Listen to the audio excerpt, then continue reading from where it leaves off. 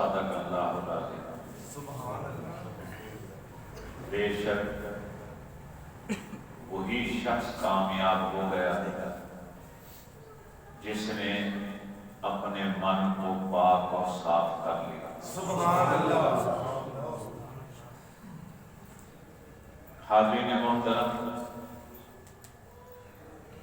18 ربیع الثانی کو بدھ والے دن حضرت خواجہ نظام الدین اولیاء رحمۃ اللہ تعالی علیہ کا وصال ہوا تھا۔ کل ہمارے ایک دوست نے مجھے یاد کرایا کہ آپ کی سیرت کے حوالے سے گفتگو ہونی چاہیے۔ سبحان اللہ۔ تو آج ہم حضرت خواجہ نظام الدین اولیاء رحمۃ اللہ تعالی علیہ کو خراج عقیدت پیش کرتے ہیں۔ سبحان اللہ، ماشاءاللہ۔ آپ کا سلسلہ شجرہ نسب آپ کا روحانی حسنین کریمین سے ہوتا ہوا مولا علی المرتضیٰ تک ملتا ہے۔ سبحان اللہ۔ سید احمد دانیال کی شادی بی بی زلیخا سے ہوئی۔ سبحان اللہ۔ اللہ نے ایک بیٹا عطا فرمایا جس کا نام محمد نظام الدین رکھا گیا۔ سبحان اللہ۔ یہ خاندان ہجرت کر کے بخارا سے لاہور آیا۔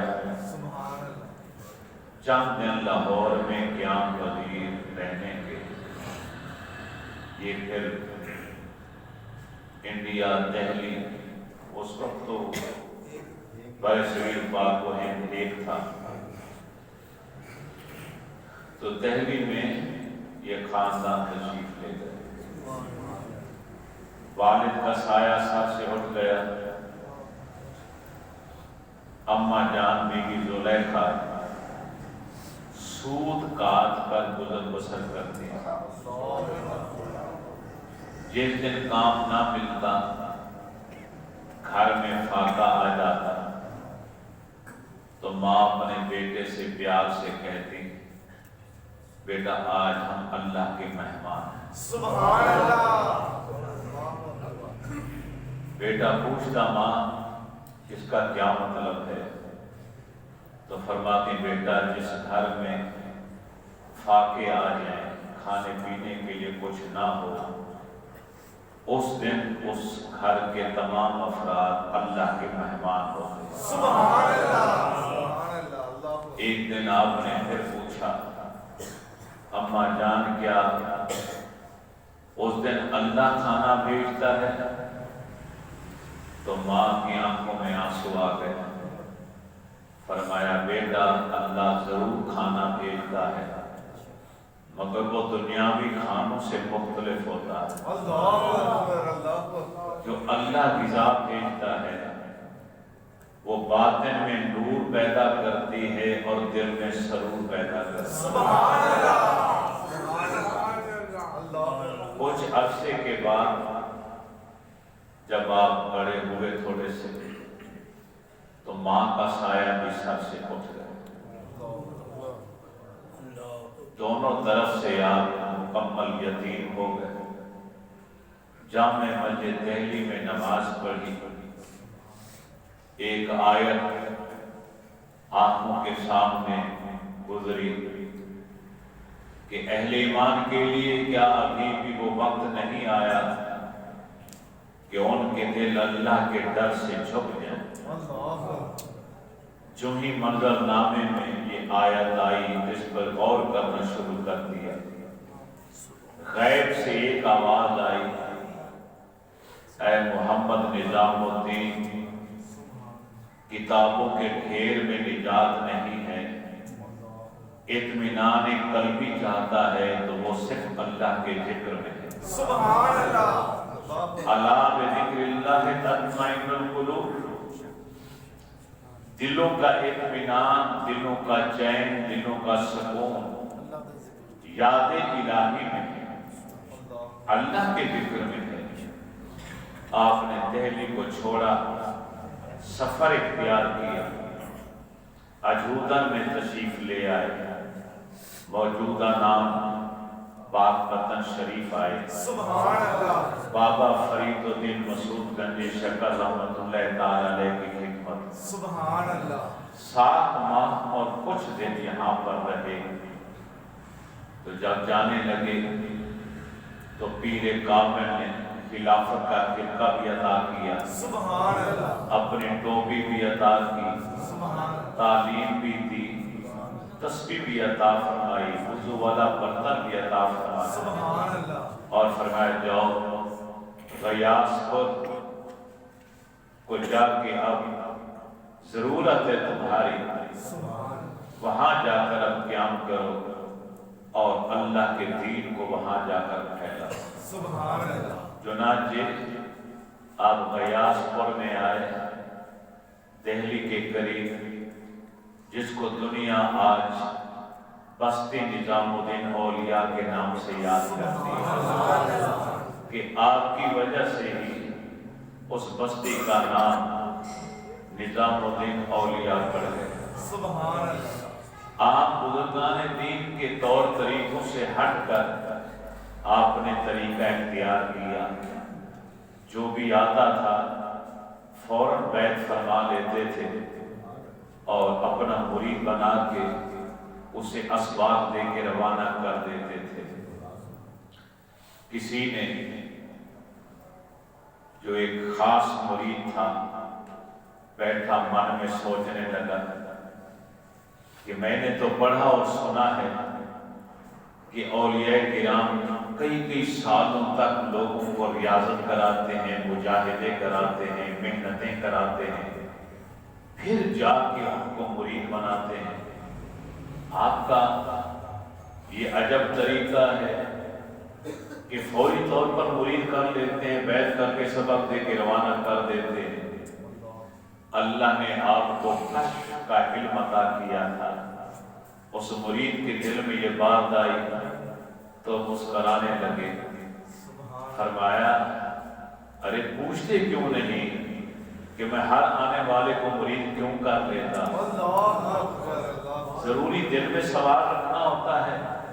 دل میں پریشان ہونے کی کیا ضرورت ہے؟ بھیا پوچھ لو. اس نے قدم پکڑ لیے، رو پڑا کہ یہ تو میں نے من میں سوچا تھا اور آپ کے لبوں تک جا پہنچا. فرمایا یہ پہلے طور طریقے تھے، لوگوں میں محنت کرنے کا جذبہ تھا. 30 سال تک 20 سال تک جنگلوں میں بھٹکتے اور دنیا کو ترک کر کے اللہ کی عبادت میں وقت گزارتے تھے. آج زمانہ بدل گیا ہے. زمانے کے بدلنے کے ساتھ ساتھ سبھی حالات تبدیل ہو گئے ہیں. دنیا اتنی مصروف ہو چکی ہے، کسی کے پاس دین کے لیے وقت نہیں رہا. ہم چاہتے ہیں کہ خبر دوبارہ آئے یا نہ آئے، جو آ گیا ہے کم از کم اس کو اپنی نسبت عطا کر دوں، اس پہ توجہ ڈال دوں، اسے اللہ کا کہ دین کا سبق دے دوں. تو جب تک رہے گا پڑھتا رہے گا اور اس غلامی کے پٹے کا فیض اسے روحانی طور پر ملتا رہے گا. سبحان اللہ. بلکہ ایک بار تو ایسا بھی ہوا، ایک شخص آیا بیٹھا، آپ نے مرید کیا اور شام سے پہلے سے خلافت بھی عطا کر دی اور روانہ کر دی. اب جو کئی سالوں سے پاس تھے ان کے اندر ایک بشری تقاضے کے تحت حسد پیدا ہوا کہ ہم اتنے سالوں سے آپ کی خدمت میں رہ رہے ہیں، خلافت ہمیں نہیں ملی، یہ صبح آئے شام کو لے کر چلے گئے. تو آپ نے گفتگو کا آغاز فرمایا کوئی 1-2 ساتھی اٹھے اور لکڑیاں جمع کریں. ساتھی اٹھے، لکڑیاں جمع کر دیں. اس میں خشک بھی تھی، گیلی بھی تھی. فرمایا نے آگ لگاؤ. آگ لگائی گئی. جو سوکھی لکڑیاں تھیں انہیں آگ لگ گئی، جو گیلی تھی وہ اسی طرح رہی، آگ انہیں روشن نہ کر پائی. فرمایا اب اس میں میرا کیا قصور ہے؟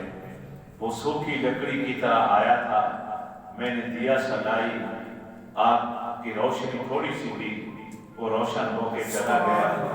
تم گیلی لکڑی کی مانند ہو جب تم سوکھ نہیں جاتے تمہیں روشنی کہاں سے نصیب ہو؟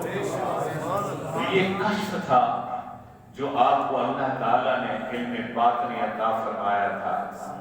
دسترخوان لگ چکا ہے، ایک خاص مرید دوڑا ہوا گھر سے نکلا اور اس کے من میں خیال آیا کہ میں حضرت کے پاس جاؤں گا اور انہیں کہوں گا کہ اپنے ہاتھ سے نوالا توڑ کے میرے منہ میں ڈالیں.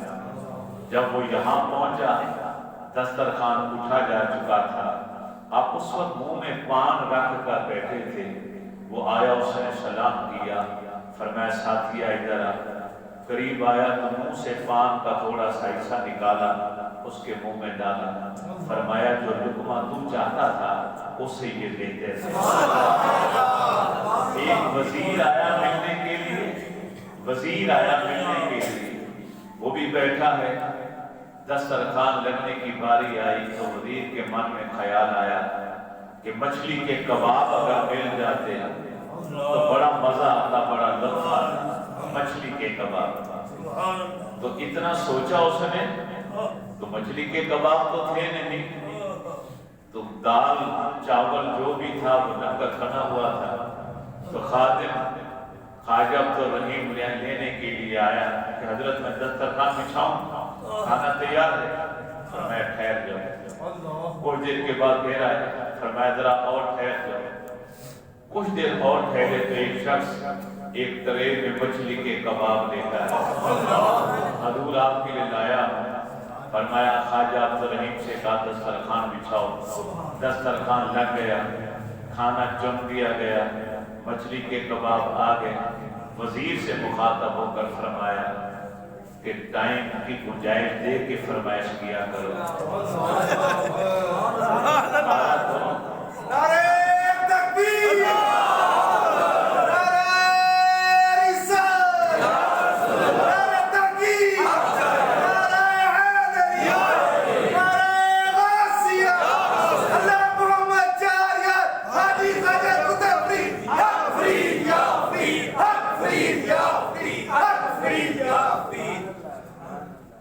یہ ہیں ہمارے اکابر، یہ ہمارے اسلاف ہیں کہ من میں خیال آتا ہے، مرید کے دل میں خیال آتا ہے اور آپ کو علم ہو جاتا ہے. سبحان اللہ. یہ اس امت کے ادنا سے ولی ہیں، سے اس امت کے آقا کا علم کتنا ہوتا ہے. یہ تو غلام ہے نا، یہ تو امتی ہیں، نبی تو نہیں. اگر امتی کو اللہ نے یہ طاقت، قدرت، علم، تصرف اور اختیار دے رکھا ہے تو جو ان کے آقا ہیں، تمام نبیوں کے امام و سردار ہیں، ان کا کیا مقام ہوگا؟ ان کے علم کا، ان کے تصرف کا، ان کی قدرت کا. آپ فرماتے ہیں کہ میں ایک تنگ گلی کے سے گزر رہا تھا کہ ایک مجذوب مست سامنے سے آ گیا. تو میں ادھر ہوا، میں نے کہا ادھر سے گزر جائے، وہ بھی ادھر ہو گیا. میں ادھر آیا کہ وہ ادھر سے گزرے، وہ پھر ادھر آ گیا. اس طرح ہوتے ہوتے میرے قریب آ گیا، ننگے سر ننگے پاؤں. میرے پیارے نبی کا فرمان ہے ربا اشعث اکبر مدفوعا بالابواب. میری امت کے بہت سے ایسے لوگ ہیں ننگے سر ننگے پاؤں، پراگندہ بال، جسم پر پیوند لگا لباس، مدفوعا بالابواب.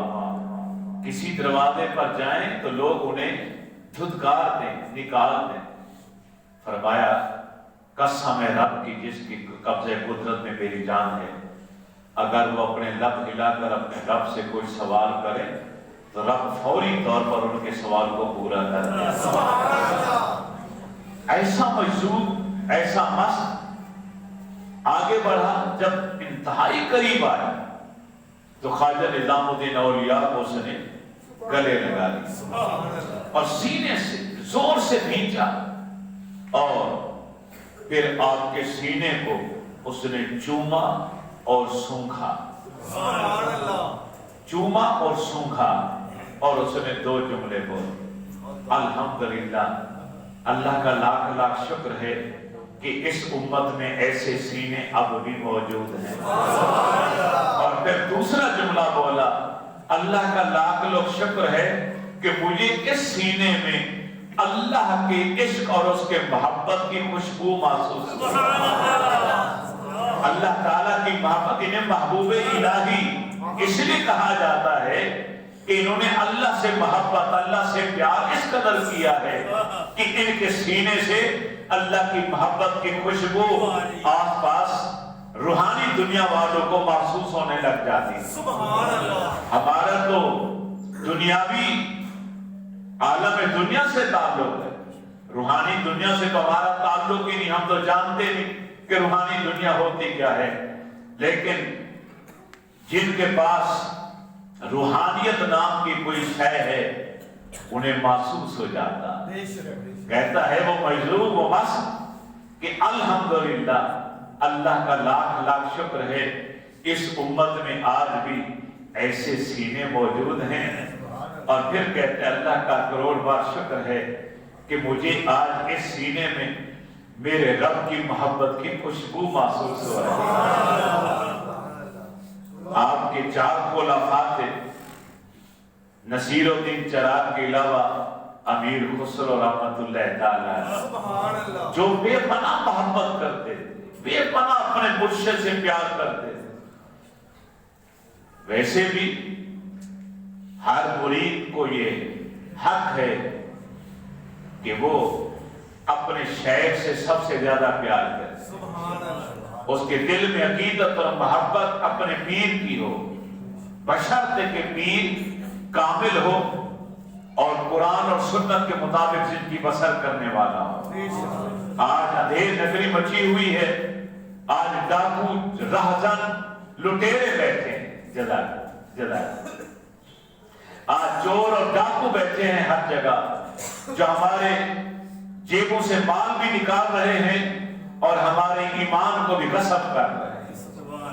لبادہ اڑ رکھا, لمبی لمبی داڑیاں, پگڑیاں, جبے اور تسبیحات, بڑے بڑے موٹے دانوں والی, بڑے بڑی فلک سے کتبے, نام شہرت اور لاکھوں مرید ان کے پیچھے پیچھے چل رہے ہیں.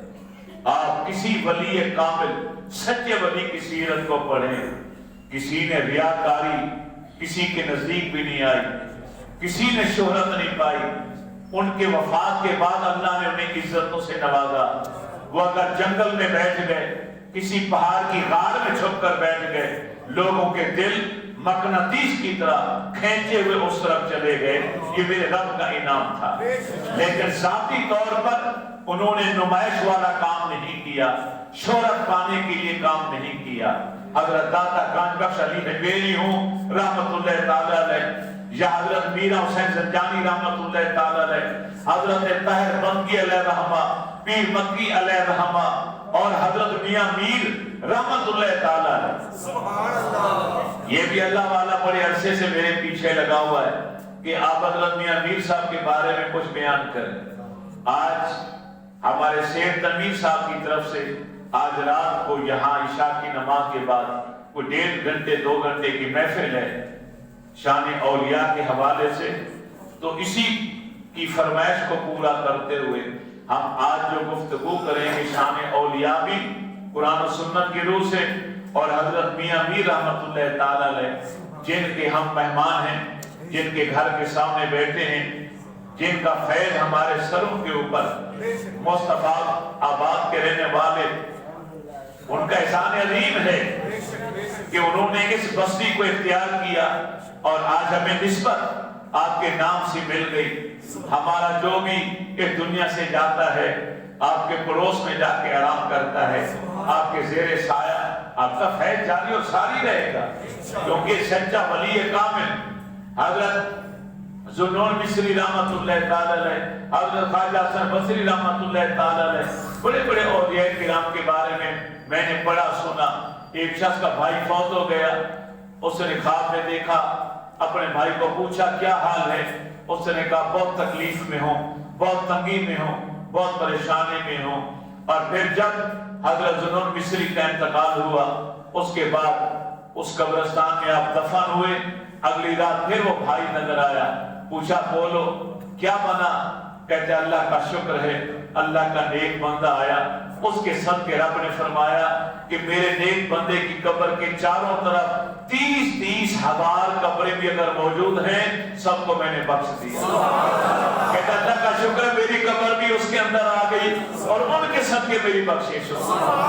تو ہم تو خوش نصیب لوگ ہیں کہ ہمارا کوئی عزیز فوت ہوتا ہے تو آپ کے پڑوس میں جا کے آرام کرتا ہے۔ تو ہم آج رات کو انشاءاللہ آپ کی سیرت کے حوالے سے گفتگو انشاءاللہ کریں گے۔ آپ سب نے نماز عشاء یہاں ادا کرنی ہے۔ پچھلی بار بھی ہم نے پروگرام کیا، سبھی کو دعوت دی، چند لوگوں کے علاوہ کوئی نہیں آیا۔ مسجد میں بیٹھ کے وعدہ کر لیتے ہیں تو آپ ہی جایا کریں، زیادہ وقت نہیں لیں گے آپ کا، سادہ سی گفتگو، 1.5 گھنٹے میں ایک تلاوت، 1-2 نعتیں ہوں گی اور تھوڑا سا بیان ہوگا، صلاۃ و سلام، درود و سلام ہوگا، دعا ہوگی اور انشاءاللہ لنگر ہوگا۔ ہمارے سید تنویر صاحب علی رہتے ہیں، ان کے لیے دعا بھی کریں آج کہ اللہ تعالیٰ ان کو مکمل صحت یابی عطا فرمائے۔ تو حضرت خواجہ نظام الدین اولیاء رحمۃ اللہ تعالی علیہ کی بارگاہ میں ایک سوالی آیا، آ کے اس نے سوال کی تو اس وقت سامنے کچھ بھی نہیں تھا۔ آپ نے اپنے نالین، اپنے جوتے مبارک دونوں اٹھائے اور سوالی کو دے دیے۔ اب وہ عام سوالی تھا، اسے کیا پتا ہے اس نالین کی شان کیا ہے۔ پیدل سفر ہوتے تھے، ایک سرائے آئی جہاں پہ لوگ مسافر قیام کرتے تھے، وہاں جا کے وہ ٹھہر گیا۔ اسی سرائے کے اندر حضرت کا مرید خاص امیر خسرو رحمت اللہ تعالی علیہ کسی بادشاہ کے ہاں مشاعرہ پڑھ کر بڑا انعام و اکرام حاصل کر کے وہاں آ کے ٹھہرا۔ ادھر یہ سوالی بھی وہاں پہنچ گیا کسی اور قبرے میں، تو ان کو اندر سے محسوس ہوا، ساتھیوں سے فرمایا ارے تلاش کرو، مجھے اپنے شیخ کامل کی خوشبو محسوس ہو رہی ہے، ہوئے محبوب محسوس ہو رہی ہے، تلاش کرو میرے پیر کامل یا موجود ہیں یا ان کی کوئی شے موجود ہے۔ تلاش بسیار کے بعد پتا چلا کہ بستی نظام الدین اولیاء سے ایک سوالی گیا تھا، وہ واپس آیا ہے، وہ ٹھہرا ہوا۔ فوراً لایا گئے، پوچھا، اس نے کہا میں وہاں سے آ رہا ہوں۔ سوالی بن کر گیا تھا مگر انہوں نے کچھ دیا ہی نہیں، ان کے پاس کچھ تھا ہی نہیں، تو کیا دیا؟ خوشبو تو آ رہی۔ اس نے کہا انہوں نے اپنے جوتے دی اور فوراً اٹھ کے کھڑے ہو گئے، فرمایا جوتے مجھے دو، سبحان اللہ، بیچو میرے، سودا کر، بادشاہ سے میں جو انعام و اکرام لایا ہوں وہ سارا دیتا ہوں، سبحان اللہ، اتنے گھوڑے اور نوکر چاکر میرے ساتھ ہیں، یہ بھی سارے تجھے دیتا ہوں اور یہ جوتے مجھے دے۔ وہ فقیر نے کہہ کر لگایا، اس نے کہا مجھ سے مذاق کرتے ہیں؟ ایسا بھی کوئی ہوتا ہے کہ جوتوں کے بدلے میں کوئی اتنی بڑی رقم دے دے؟ فرمایا تم کیا جانتے یہ ہیں کن کے؟ یہ تو میرے شیخ کامل کے جوتے ہیں، میرے پیر کامل کے، مرشد پاک کے۔ حضرت عبداللہ ابن مسعود رضی اللہ تعالی عنہ صحابی رسول ہیں جنہیں صاحب سر نبی کہا گیا، تمام صحابہ ان سے بے پناہ پیار کرتے تھے، تمام صحابہ۔ جانتے ہو کیوں؟ نہیں جانتے، یہ وہ صحابی ہیں کہ نبی علیہ السلام کے جوتے ہمیشہ یہی اٹھایا کرتے تھے۔ اللہ کے نبی مسجد میں ہیں، اللہ کے نبی کسی مجلس میں جائیں، کسی محفل میں جائیں، ادھر آپ نے نالین پاک کو اتارا، عبداللہ ابن مسعود کی ڈیوٹی ہوتی تھی، یہ فوراً اٹھا لیتے، اور بغل میں تکیہ بھی ہوتا تھا کہ کئی سرکار بیٹھے سرانہ ٹیک لگا کر، تو تکیہ بھی آپ کو ضرورت ہو وہ بھی ہر وقت اپنے پاس بغل میں رکھتے تھے۔ نبی علیہ السلام کے آرام سکون کے لیے تکیہ، اور نبی علیہ السلام جہاں بیٹھے آپ کے نالین پاک کو اٹھانا اور اپنی بغل میں سینے سے چھاتی سے لگا کر بیٹھنا. سفر میں اگر کہیں مسجد کے اندر جا رہے ہیں سرکار, آپ نے جوتے اتارے, عبداللہ بن مسعود نے اٹھائے اور اٹھا کے سر پہ رکھے. سبحان اللہ. اس سے بڑھ کر بادشاہت کیا ہوگی, اس سے بڑھ کر تاجوری کیا ہوگی, اس سے بڑا تاج کیا ہوگا کہ نالین مصطفیٰ عبداللہ بن مسعود کے سر پر. یہی وجہ ہے تمام صحابہ کے دلوں میں یہ حکومت کیا کرتے تھے. سبحان اللہ. ایک بار کھجور توڑنے کے لیے کھجور کے درخت پر چڑھے, درمیانہ قد تھا, پنڈلیاں چھوٹی چھوٹی تھیں عبداللہ بن مسعود رضی اللہ تعالیٰ. تو جو صحابی نیچے پیچھے کھڑے تھے, جب وہ اوپر چڑھے چھوٹی چھوٹی پنڈلیاں نظر آئیں تو ہنس پڑے, کہنے لگے یا رسول اللہ صلی اللہ علیہ وسلم, تو عبداللہ بن مسعود کی چھوٹی چھوٹی پنڈلیاں ہیں اور بڑی چمک رہی. میرے پیارے نبی نے فرمایا قیامت والے دن اس کی ایک ایک پنڈلی کے نیک اعمال کا وزن احد پہاڑ سے بھی زیادہ ہوگا.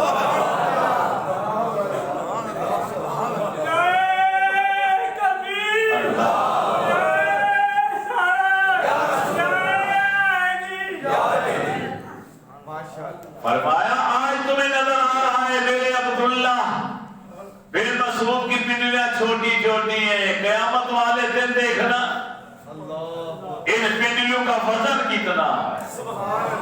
جن قدموں سے چل کر اس نے میری خدمت کی اور میرے دین کی خدمت کی اور جہاد میں حصہ لیا, رب ان پنڈلیوں کا وزن کر کے انعام کتنا دے گا.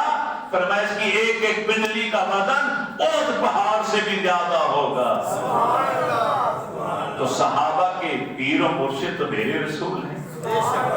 آج امیر خسرو فرماتے ہیں سودا کر. اس نے کہا ٹھیک ہے, سارا انعام و اکرام دے دیا اور اپنے پیر و مرشد کے جوتے لیے اور سینے سے لگائے. جب مسجد نظام الدین اولیاء کے قریب ہے تو سر پر رکھ لیے. جب اندر آئے شیخ نے دیکھا تو خواجہ محمد نظام الدین اولیاء, آپ کی آنکھوں میں پانی تھا اور فرمایا میں خسرو لوٹ لیا نا غریب کو, اتنی سستی خرید لی, دنیا کی دولت تو نے دے دی اور اپنے شیخ کے نالین کو تم نے حاصل کر لیا. وہ غریب نہیں جانتا تھا کہ ان کی قدر و قیمت کیا ہے. تو نے بڑا سستا سودا کیا ہے, لوٹ لیا ہے تو نے اس غریب کو. اور اتنا پیار تھا میر خسرو رحمت اللہ تعالی علیہ کے ساتھ. ایک بار آپ نے جملہ ارشاد فرمایا اگر شریعت مجھے اجازت دیتی تو میں حکم دے کے جاتا کہ امیر خسرو کو میرے ساتھ میری قبر میں ایک ہی لحد میں دفن کیا ہے. اتنا پیار تھا, اتنا پیار. آپ فرمایا کرتے تھے کہ اللہ سے پیار اتنا کرو اتنا کرو اتنا کرو کہ رب کو خود تمہارے اوپر پیار ہے. محبوب الہی آدمی ایسے تو نہیں نہ بن جاتا.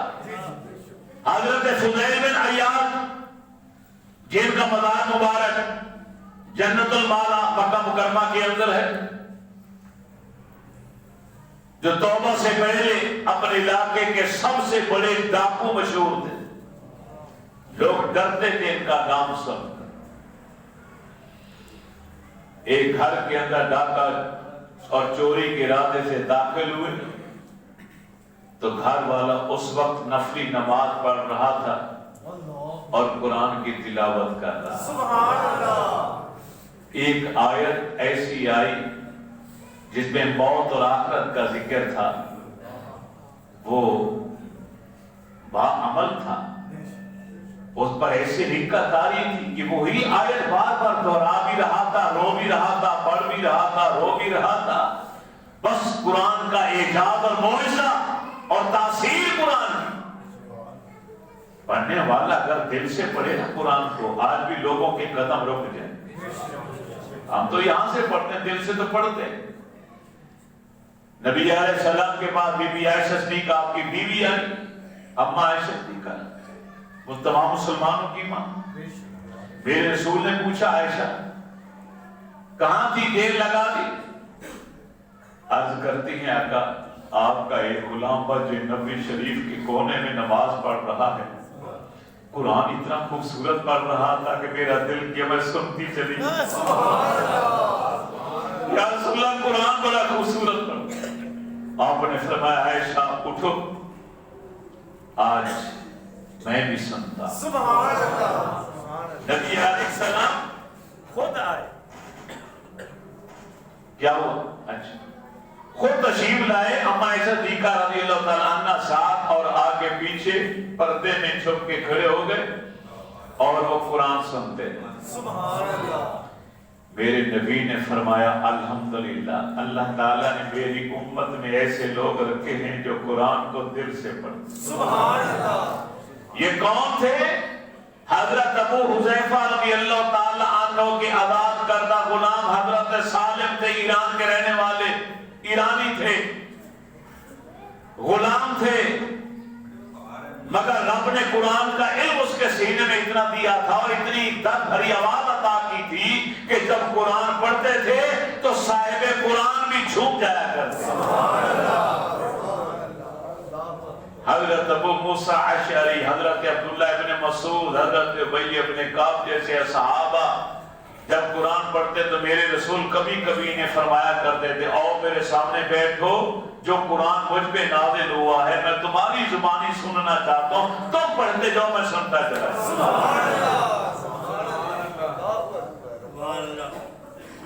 خواجہ نظام الدین اولیاء رحمت اللہ تعالی علیہ ساری رات 400 سے لے کر 500 نوافل تک آپ نفلی نمازیں پڑھتے تھے، 400 رکعت 500 رکعت، اور کوشش ہوتی تھی کہ ان 400-500 رکعتوں میں پورا قرآن مکمل کر لیا۔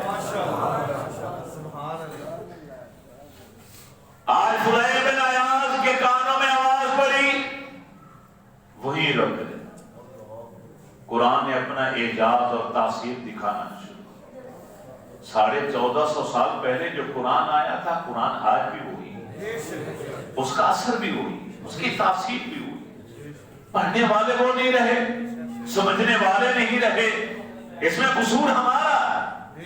کتاب لا ریب ہے، اس میں شک کی گنجائش ہی نہیں، بس وہیں کھڑے کھڑے روحی رکے دیوار کے اوپر چڑھ رہے تھے، رک گئے، نیچے اترے توبہ کر، اور توبہ ایسی سچی کی، ہماری تمہاری طرح توبہ نہیں، ہم تو توبہ کی امید سے گناہ کرنا شروع کر دیتے، صبح توبہ کی شام کو گناہ کر لیا، شام کو توبہ کی صبح گناہ کر لیا۔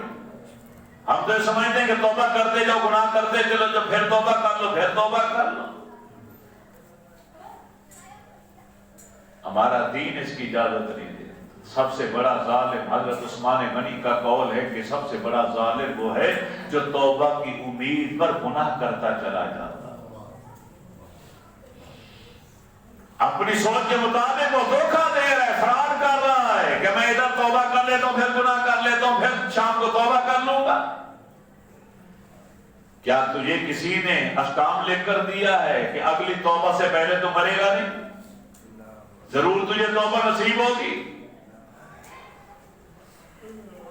توبہ کی امید ہے گناہ کرنے والے سن، اگر تو نے گناہ کیا اور پھر تو نے کہا رات کو توبہ کر لوں گا، ہو سکتا ہے کہ رب تجھے وہ مہلت ہی نہ دے توبہ کرنے کی، اور اس وقت سے آنے سے پہلے تجھے موت آ جائی، تو پھر کیا بنے گا تیرے؟ حضرت فضیل بن عیاض نے پھر ایسی توبہ کی، ایسی توبہ کی کہ رب نے فرشتوں سے کہا میرے فضیل کا نام ڈاکوں کی لسٹ سے کاٹ دیا تھا اسی دن جس نے توبہ کی تھی، لیکن آج اس نے مجھے راضی کر لیا، اولیاء کرام میرے مقبول مقررہ بندوں میں ان کا نام مین لسٹ میں لکھ دیا گیا۔ اپنے چھوٹے بیٹے علی کو گود میں لے کے کھڑے تھے، چھوٹا بچہ بول سکتا، تو بیٹے نے سوال کیا ابا جان کیا آپ کے دل میں میرے لیے پیار اور محبت ہے؟ فرمایا ہاں بیٹا بہت ہے۔ بیٹا خاموش ہو گیا، چھوٹا بچہ۔ کچھ دن کے بعد بیٹے نے پھر سوال کیا ابا جان کیا آپ کے دل میں میرے رب کا پیار بھی ہے کہ نہیں؟ آپ نے فرمایا بیٹا کیوں نہیں؟ تیری بھی محبت ہے، اللہ کی بھی محبت ہے۔ بیٹے نے تیسرا سوال کیا، ابا کیا ایک دل میں دو محبتیں اکٹھی ہو رہ سکتی؟ اور یہ سوال آنا تھا کہ چیخیں نکل گئی، بچے کو زمین پہ رکھا، سجدہ ریز ہو گئے اور سانوں قطار روتے روتے پوری رات گزار دی۔ یا اللہ یہ سوال بچے نے نہیں کیے، تو نے اس سے نکلوائے ہیں، اس کی عمر ہی نہیں یہ پوچھنے کی جو کچھ اس نے مجھ سے پوچھ لیا ہے۔